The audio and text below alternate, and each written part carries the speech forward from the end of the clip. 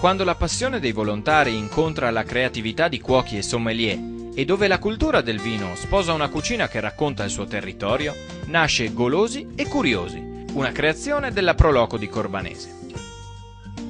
Ogni anno, a maggio, nei giorni della Mostra del Vino Superiore dei Colli, Via Olimpia a Corbanese ospita un percorso della vista e del gusto. Prelibatezze di cucina e vini da esposizione si incontrano in un dinamico dialogo dei sensi. Come tutti i dialoghi, sarà un arricchimento. Con affinata sensibilità saprete gioire della buona tavola dopo una serata a Golosi e Curiosi, assieme a tanti altri appassionati del sapore del cibo e del gusto del vino. È un percorso proprio per insegnare a degustare e a mangiare, quindi questo è una piccola anche lezione di enogastronomia insieme.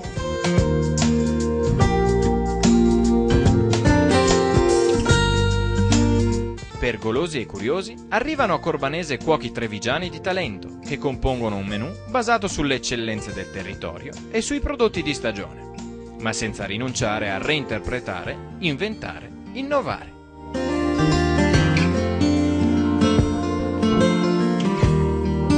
La particolarità è quella di guidare i nostri ospiti attraverso un percorso degustativo alla scoperta quindi delle loro sensazioni e della piacevolezza che cibo e vino sapientemente abbinati tra loro possono donare al nostro palato.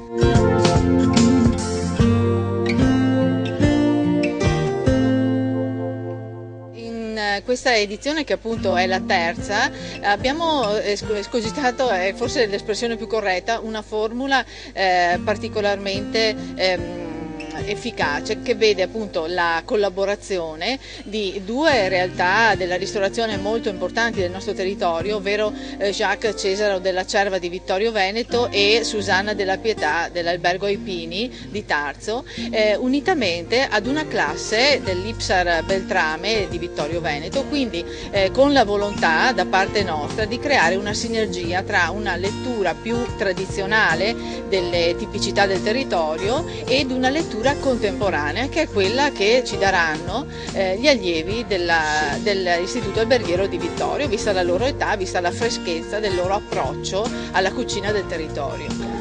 Un istituto professionale vive su questa combinazione: acquisizione di conoscenze e di abilità in classe e verifica, potremmo dire, attraverso quello che si chiama il learning by doing, cioè si impara facendo, ci si professionalizza. Questo direi è un grande contributo, perché in queste serate i ragazzi, le persone che vengono, da un lato testano le loro conoscenze, dall'altro apprendono. È una scuola non in aula, è una scuola fuori. Hanno chiesto di preparare degli stuzzichini e un dessert. Abbiamo sicuramente seguito quelle che erano le indicazioni, quindi utilizzare alimenti tipici del territorio e stagionali.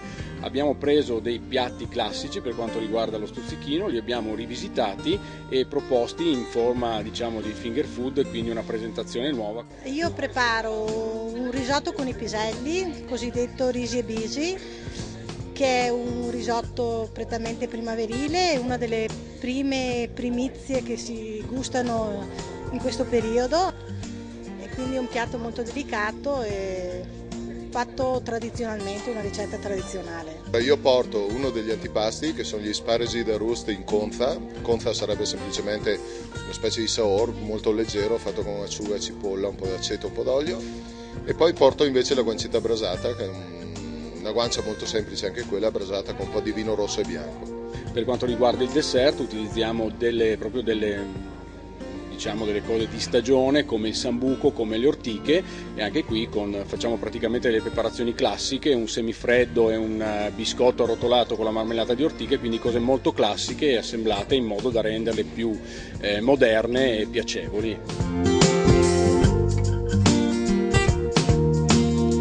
Sommelier diplomati propongono per ogni pietanza più degustazioni di vino. Abbinamenti classici inconsueti per far risaltare sapori e profumi o per aprire nuove prospettive al gusto. Assieme a cuochi e sommelier, i volontari della Proloco, al vostro servizio. Per la Proloco significa una serata importante perché racchiude praticamente gli obiettivi che la Proloco si è posta per la mostra del vino, e cioè secondo noi l'importante è sì la promozione del vino, ma deve essere comunque abbinata alla gastronomia, e assieme alla gastronomia e al vino ci deve essere la promozione del territorio, che sono praticamente le tre cose importanti per le quali ci siamo prefissati nel nostro obiettivi della mostra del vino. Mediamente diciamo che ci sono intorno a 50 persone che ci lavorano, chi più chi meno, è tutta opera di volontariato, e quindi a maggior ragione non è facile mettere assieme tutte queste forze e farle lavorare tutte per lo stesso obiettivo.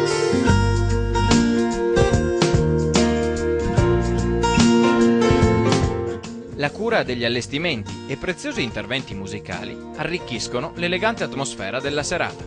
Sicuramente è un'iniziativa importante che la Proloco di Corbanese, insieme ai vari produttori, insieme anche ai ristoratori del territorio, mettono insieme, è sempre molto partecipata e soprattutto mette in sinergia i diversi attori del territorio, mette in sinergia i produttori vitivinicoli con i ristoratori che logicamente poi nel quotidiano tutti i giorni ripropongono nei loro ristoranti le varie pietanze, con un'associazione Proloco che il nome stesso lo indica, vuole promuovere il territorio, vuole promuovere le tipicità del nostro territorio, e quindi un giusto connubio, una giusta sinergia per la promozione del nostro territorio. La conoscenza del buon cibo e del buon vino è anche un percorso attraverso la conoscenza di noi stessi, perché ascoltare le proprie sensazioni aiuta a godere a pieno della piacevolezza, delle ricchezze, della buona tavola del nostro territorio.